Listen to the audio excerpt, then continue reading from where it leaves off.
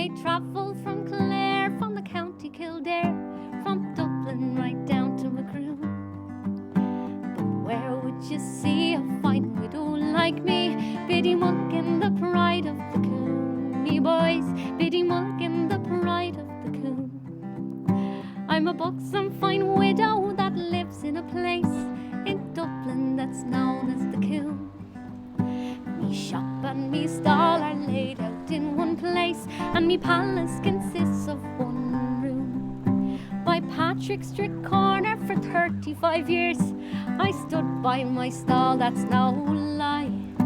And while I was there, there was no one would dare to say black was the white of me eye. You may travel from Clár, from the county Kildare, from Dublin right down to Macroom. Where would you see a fine widow like me? Biddy Mulligan, the pride of the Coombe. I sell apples and oranges, nuts and split peas, bullseyes and sugar sticks, sweets. On Saturday night I sell second-hand clothes on the floor of the stall on the street. Now I have a son Mick, he plays on the pipe, he belongs to the Longford Street Band.